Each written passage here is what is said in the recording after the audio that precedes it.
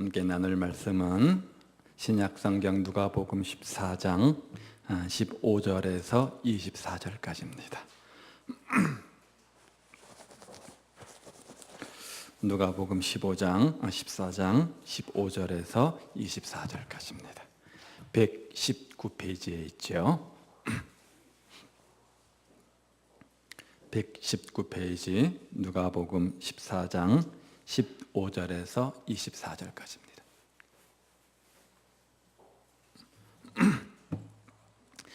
한 절씩 교독하도록 합니다. 제가 먼저 15절 말씀을 읽겠습니다. 함께 먹는 사람 중에 하나가 이 말을 듣고 이르되 무릇 하나님의 나라에서 떡을 먹는 자는 복되도다 하니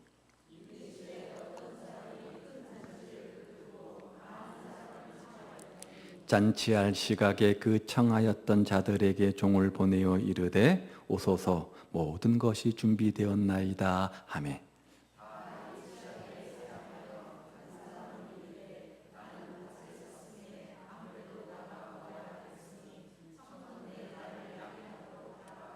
또 한 사람은 이르되 나는 소 5겨리를 샀음에 시험하러 가니 청컨대 나를 양해하도록 하라 하고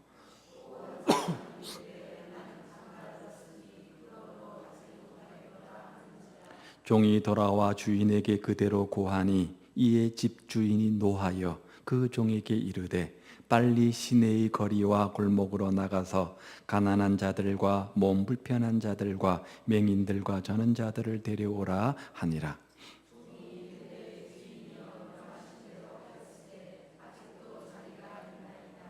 주인이 종에게 이르되 길과 산 울타리가로 나가서 사람을 강권하여 데려다가 내 집을 채우라.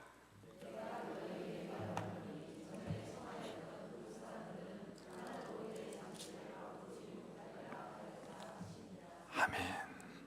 오늘 본문의 말씀은 우리가 너무나도 잘 알고 있는 큰 잔치에 관한 비유의 말씀이죠. 특별히 오늘 본문 말씀의 주제가 뭡니까? 천국은 잔치와 같다는 것이죠. 무슨 말입니까? 기독교는 잔치의 종교라는 거예요. 모여서 기도하고 모여서 예배하고 모여서 잔치하는 것이 기독교라는 거죠. 또한 기독교는 사람을 사랑합니다. 얼만큼 사랑하느냐?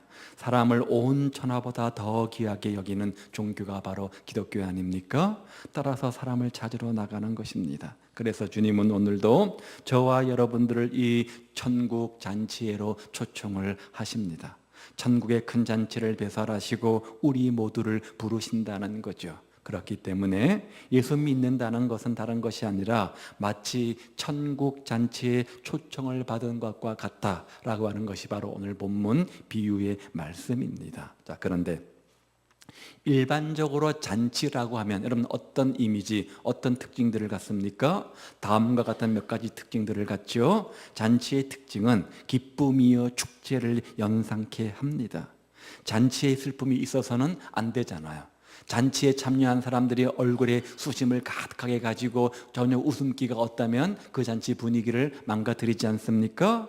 따라서 설령 근심거리가 있다고 할지라도 잠깐 뒤로 미루고 우선 기뻐해야 되는 것이 잔치의 특성이라고 말할 수 있습니다. 이렇게 잔치에는 기쁨이 있습니다. 감사가 있습니다. 은혜가 있습니다. 여기 은혜라고 하는 헬라어 단어는 카리스인데 기쁨이라는 동의어와 똑같습니다. 잔치가 기쁨이고 은혜가 기쁨이고 기쁨이 은혜다 그런 말이죠. 그리고 여기에서 기쁨, 은혜는 다른 것이 아니라 신령한 기쁨, 하나님과 바른 관계에서 오는 넘치는 영적 기쁨을 강조하는 단어가 바로 기쁨이라는 단어입니다. 그러므로 신앙생활은 잔치라는 거예요. 예배는 축제라는 거예요. 따라서 오늘 우리가 드리는 이 예배도 축제이어야 됩니다. 기쁨이 넘치는 은혜가 가득한 그런 축제의 현장, 잔치집과 같아야 된다는 거죠. 우리가 하나님 앞에 나올 때 항상 기쁨, 은혜가 넘치시기를 바랍니다. 우리가 교회에 올 때는 여러분 어떤 얼굴로 오셨든 간에 정말 무겁고 힘든 수고하고 무거운 인생의 짐들을 가지고 오셨던 간에 하나님 앞에 예배드리고 축제하는 그 순간 돌아갈 때는 그 모습에 기쁨이 가득하시기를 바랍니다. 하나님의 은혜가 넘쳐나시기를 우리 주님의 이름으로 축복을 드립니다. 성령님이 주시는 강 같은 기쁨이 여러분 심령 속에 가득하시기를 바랍니다. 바다 같은 사랑이 충만하시기를 바라고, 그래서 우리 모두의 얼굴이 해같이 빛나는 얼굴들 다 되시기를 바랍니다. 이렇게 잔치의 특징은 기쁨입니다. 축제잖아요. 또 한 가지, 잔치에 참여하는 사람들은 주인의 기쁨에 참여하는 겁니다. 누구의 기쁨이에요? 주인의 기쁨에 참여하는 겁니다. 우리가 어떤 잔치든 간에 초청을 받아서 가면 그것은 내가 남의 기쁨, 남의 잔치에 참여하는 거잖아요. 내 잔치가 아닙니다. 누구의 잔치입니까? 나를 초청해서 부른 그 사람의 잔치입니다. 따라서 나를 초청한 그 사람의 기쁨이 곧 나의 기쁨이어야 된다는 겁니다. 기쁨의 원인이 내가 아니라 그 사람입니다. 그렇지만 내 잔치처럼, 우리 집 잔치처럼 함께 기뻐하고 함께 즐거워하는 것이 뭐예요? 잔치의 모습 아닙니까? 다른 사람의 잔치를 나의 잔치로, 그리고 나의 기쁨으로 받아들이며 동참하는 사람, 이 사람들만이 잔치에 참여할 수 있는 자격이 있는 사람이죠. 또 하나, 잔치의 기쁨은 공동체적 기쁨이라는 거예요. 무슨 말입니까? 잔치의 특징은 어떤 한 개인의 사람의 기쁨이 아니라는 거죠. 잔치라고 하는 것은 본래 함께 모여 즐기는 것이지 혼자 조용히 외롭게 즐기는 것이 잔치가 아니잖아요. 잔치는 떠들썩합니다. 시끄럽습니다. 왜 그래요? 함께 모여서 즐기는 기쁨이니까 그런 거죠. 따라서 분위기에서 오는 공통체적인 어떤 그런 기쁨과 은혜와 감사가 넘치는 것이 바로 잔치의 특징이라는 거죠. 개인적이며 자기중심적 생각을 가진 사람은 이러한 기쁨을 결코 맛볼 수가 없습니다. 그런데 또 한 가지 특징, 뭐니 뭐니 해도 잔치의 생명이 뭐냐? 잔치의 궁극적 목적이 뭐냐? 본질이 뭐냐? 바로 손님이죠. 손님이 많이 와야 돼. 일단은 손님이 많이 와야 잔치가 잔치다운 거죠. 안 그렇습니까? 잔치의 주인이 언제 기뻐합니까? 언제 즐겁습니까? 많은 사람들이 와서 왁자지껄 즐겁게 함께 기뻐해 줄 때, 즐거워할 때 그 잔치는 의미가 있는 거잖아요. 손님이 오지 않으면 쓸쓸하게 마련입니다. 아무리 열심히 거대하게 준비를 잘 했다고 할지라도, 완벽하게 준비를 잘 해놨다고 할지라도, 500명분의 식사를 준비하고 최고의 선물을 다 준비해 놓았다고 할지라도 그 잔치 분위기는 손님이 만들어주는 겁니다. 많은 사람들이 와서 함께 분위기를 띄워주고 함께 즐거워할 때, 그때 잔치는 분위기가 잔치다워지는 거죠. 모름지기, 잔치의 생명이 뭐냐? 사람입니다. 사람이 많아야지 일단은 신이 나는 거예요. 손님들이 많이 있는 것이 주인에게는 보람이요, 기쁨이요, 축복이요, 은혜 아니겠습니까? 내가 이 잔치 배설하기를 참 잘했다, 그런 마음을 갖게 되는 거죠. 그런데 하나님께서는 오늘 우리들에게도 천국의 잔치를 허락하셨습니다. 매주일 예배가 그렇고 모든 공예배가 다 하나님께서 허락하신 잔치입니다. 그런데 특별히 10월 26일 다음 주일은 우리의 사랑하는 사람들을 초청해서 함께 드리는 새생명 전도 축제 주일로 지키게 됩니다. 그런데 문제가 생겼어요. 커다란 문제가 생겼어요. 뭡니까? 주인이 사람을 초청했는데 그 잔치에 손님이 없다는 거예요. 사람이 오지를 않는다는 거예요. 초청한 사람들이 하나같이 바빠서 올 수가 없다, 이렇게 말하는 겁니다. 당시 유대인들의 풍습에 의하면 어떤 것들을 초청할 때 2번 정도 초청을 한다고 해요.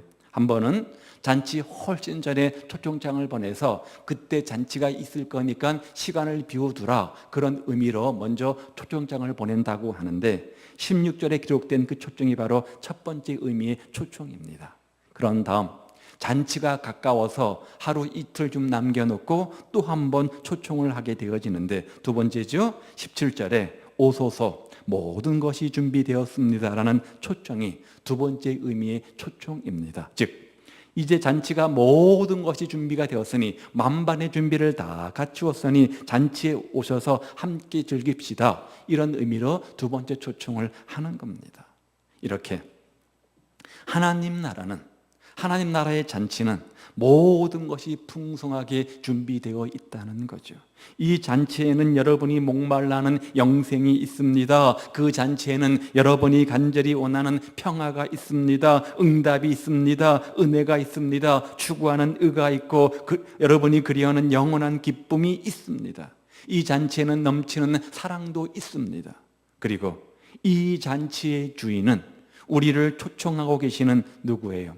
예수님입니다. 그 주님이 말씀하십시오. 누구든지 오십시오. 여러분이 원하는 모든 것이 이 잔치에 준비되어져 있으니 누구든지 오십시오. 목마른 자들아, 수고하고 무거운 인생에 짐진 자들아, 다 오십시오. 이렇게 말씀을 합니다.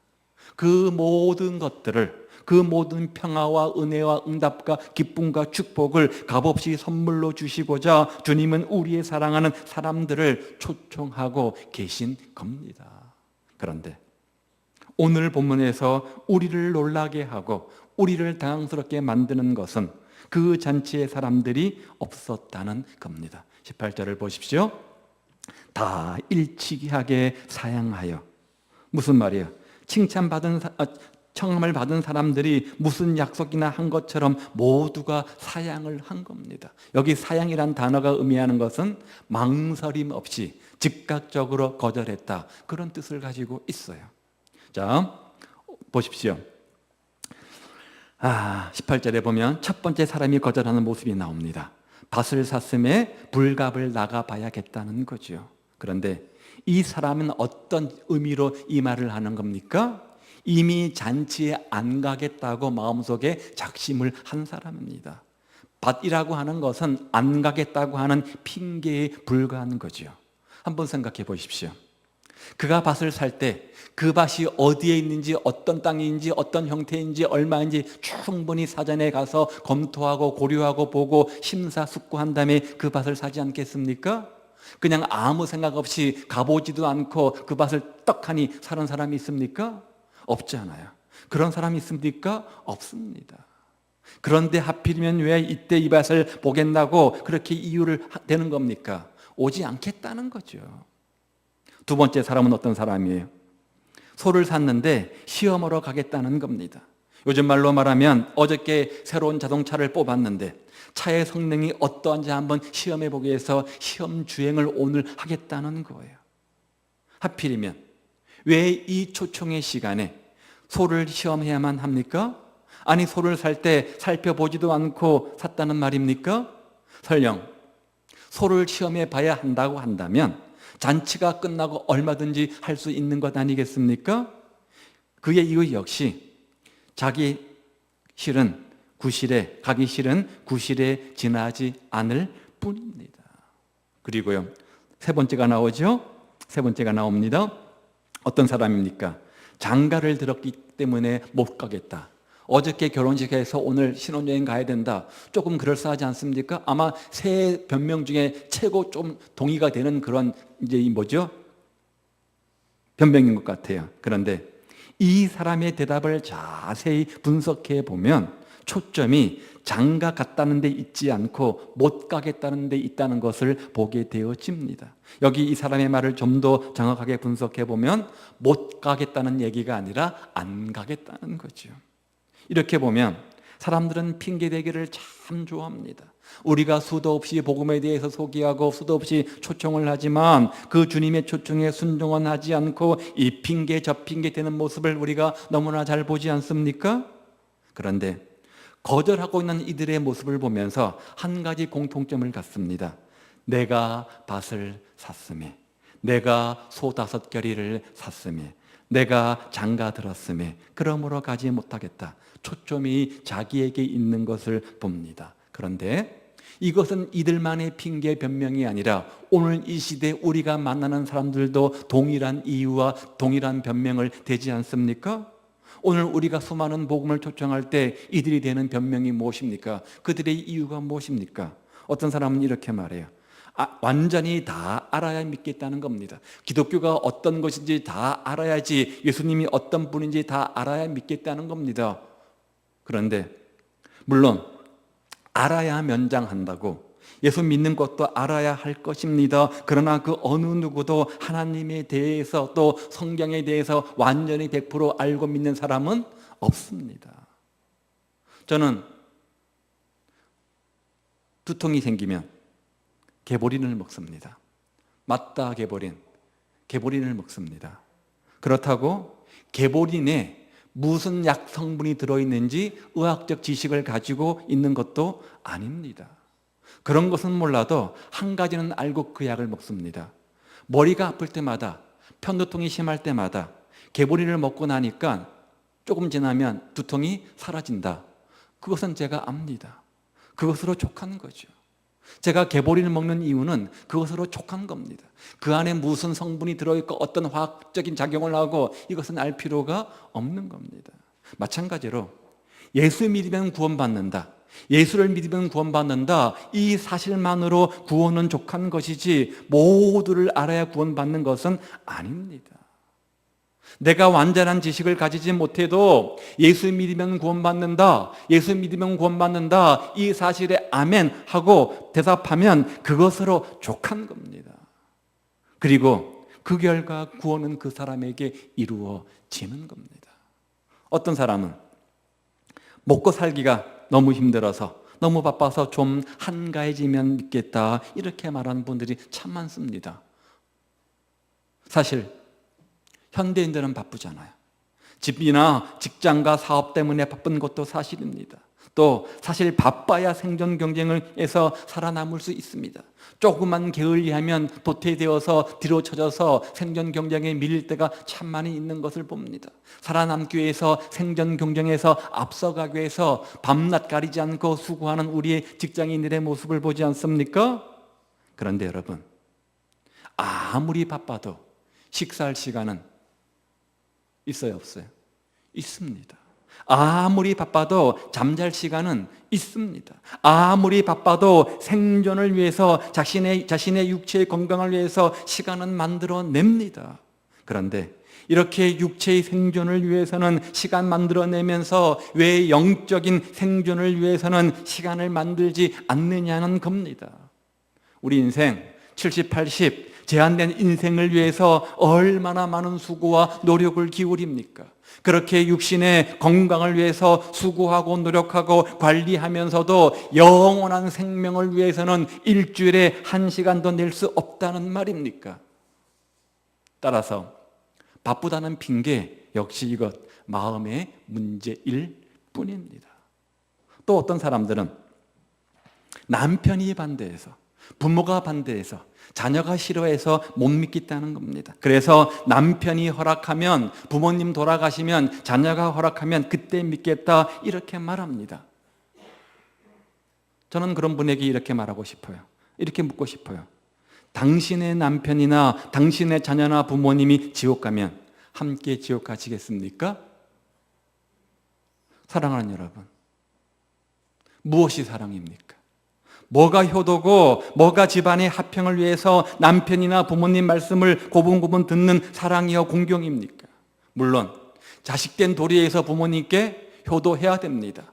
아내는 남편에게 순종해야 됩니다. 그러나 정말 남편을 진정으로 사랑한다면, 정말 자녀를 진정으로 사랑한다면, 정말 부모님을 진정으로 공경한다면 지옥 갈 그 영혼들 천국으로 인도하는 것만큼 더 큰 사랑, 더 큰 공경, 더 큰 순종이 어디 있습니까?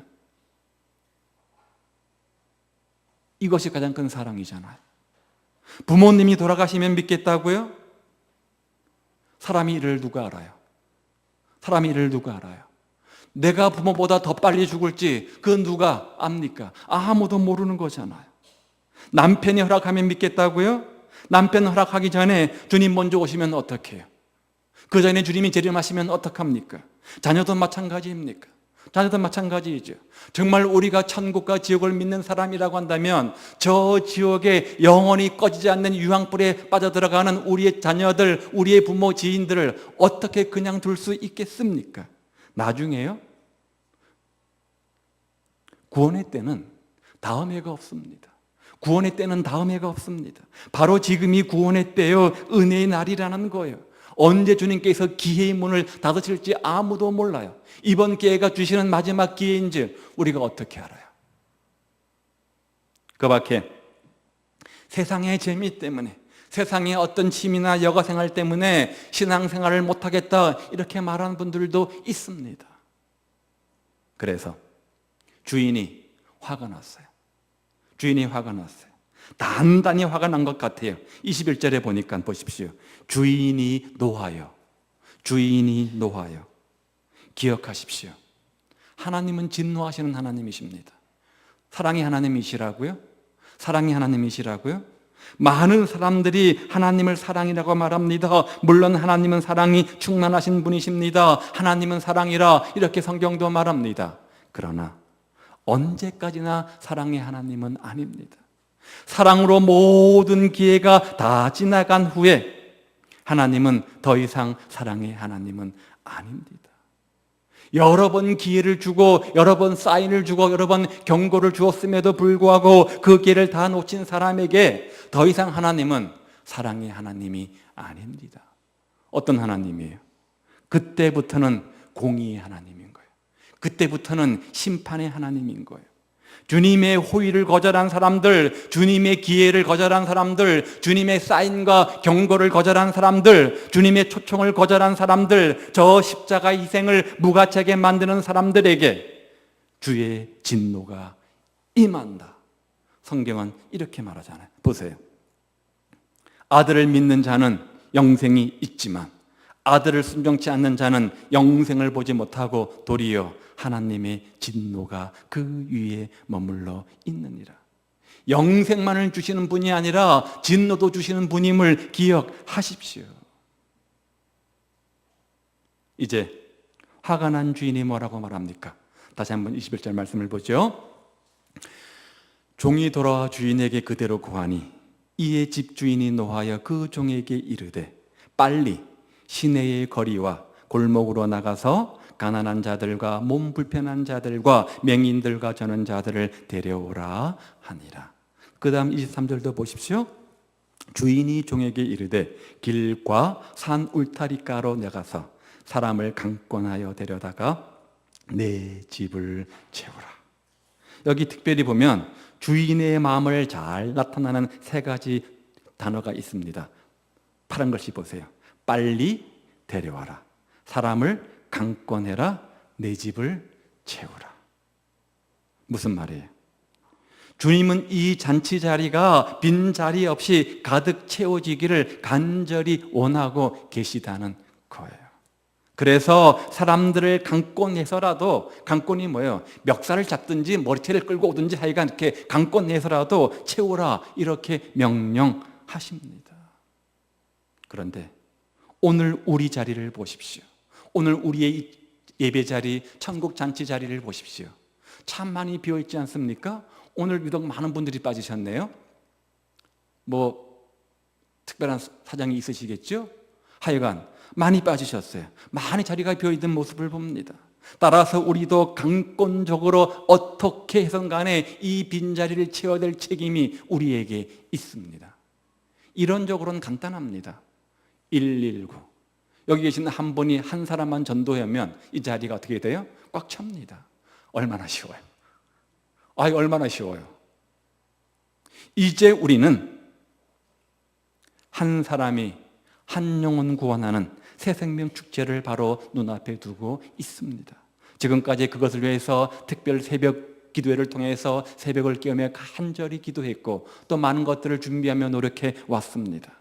그런데 주님께서 마련하신 이 천국잔치의 빈자리, 이것은 어떤 의미에서 우리가 전도해서 앉혀야 될 사람의 자리인지 모릅니다. 여기 이 빈자리, 여러분의 남편의 자리일 수 있습니다. 여러분의 아내의 자리일 수 있습니다. 여러분의 사랑하는 자녀의 자리일 수 있고 여러분이 알고 있는 지인의 자리일 수 있습니다. 그 잔치를 앞두고 주님은 강권해서라도 그 자리가 채워지기를 간절히 원하고 계신다는 거예요. 그러므로 사랑하는 여러분, 이 집 하나님의 교회는 채워져야 됩니다. 왜요?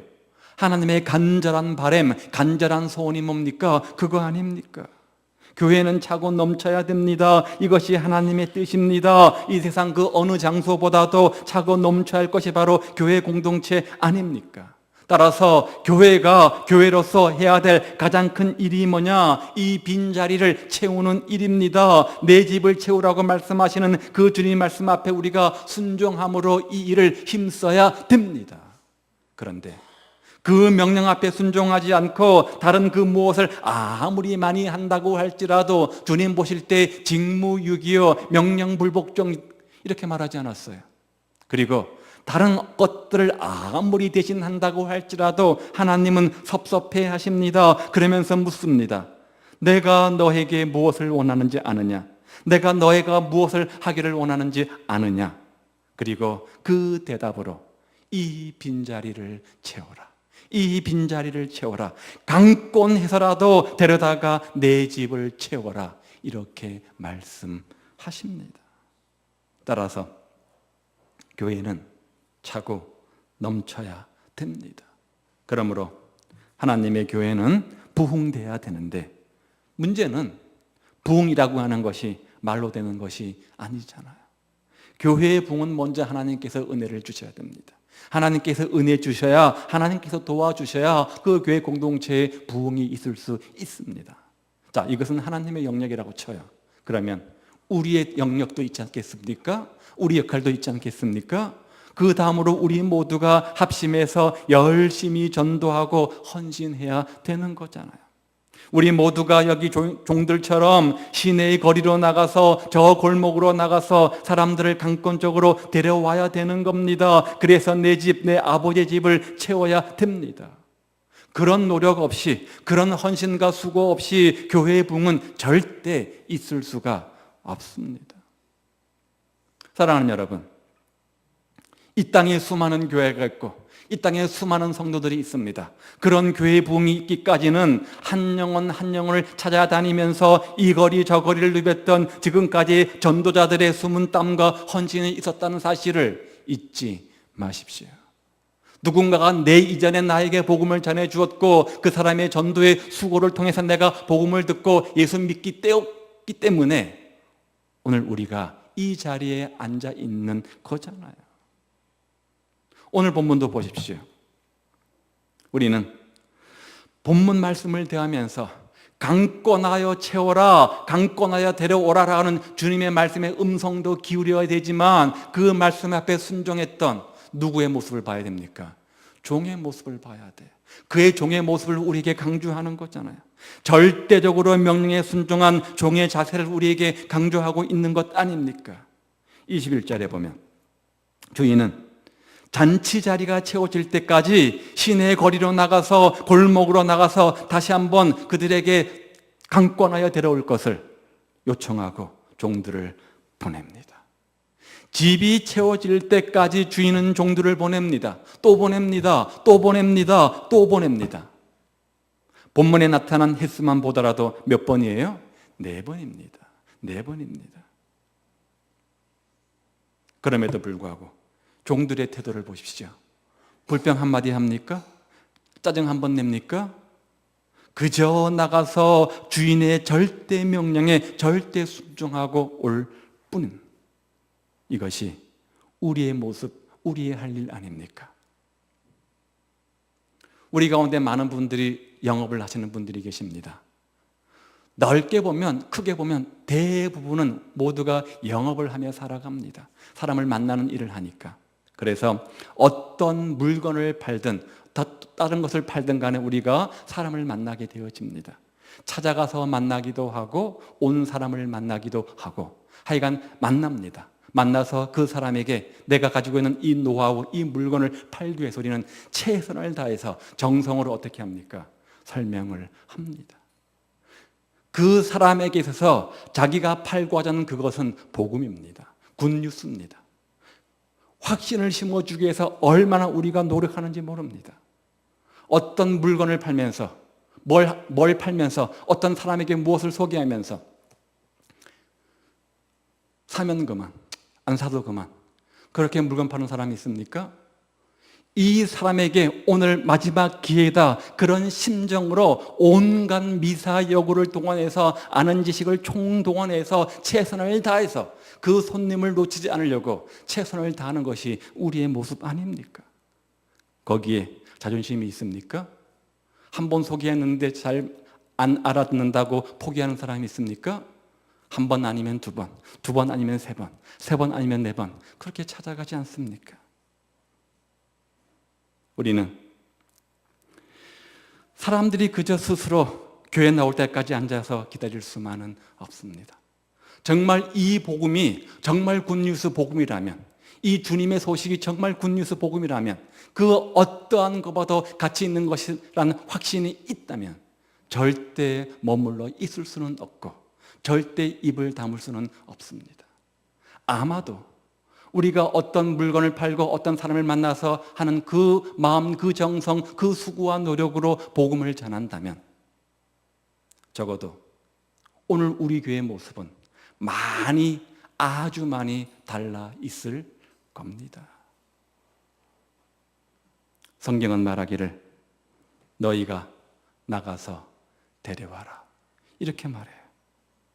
오늘 새생명 주일을 앞두고 주님께서 우리에게 하시는 말씀이 바로 이거잖아요. 너희는 시내의 거리와 골목으로 나가서 사람을 강권하여 내 교회를 채우라. 이 비유를 통해서 하나님이 우리에게 말씀하고 싶은 의도가 뭘까요? 강권적으로 내 집을 채우라는 거예요. 하나님은 이 빈자리가 채워지기를 원합니다. 그리고 이 일을 위해서 여러분들이 보내심을 받은 겁니다. 우리의 할 일은 종들과 같이 그 명령에 절대 순종하는 겁니다. 오십시오. 주님께로 오십시오. 잔치가 다 준비되어져 있습니다 라는 메시지를 끝까지 외치는 겁니다. 언제까지요? 그 사람이 듣고 반응할 때까지. 성경에 보면 오십시오, 오십시오 라는 초청의 말이 1900번 나온다고 해요. 아담의 타락 이후부터 요한계시록 22장까지 주님은 수도 없이 우리를 초청하고 계십니다. 수고하고 무거운 짐진 자들아 다 내게로 오라. 오라 목마른 자들아 물로 나오라. 값없이 와서 포도주와 젖을 사라. 오라 우리가 여호와께로 돌아가자. 와라 와라 오십시오. 주님께서 늘 초청하시잖아요. 이것이 우리가 외쳐야 될 메시지 아닙니까? 오라고 오라고 강권하여 외쳤던 종들의 순종하는 모습, 바로 이 모습이 오늘 우리의 모습이기를 주의 이름으로 축복을 드립니다.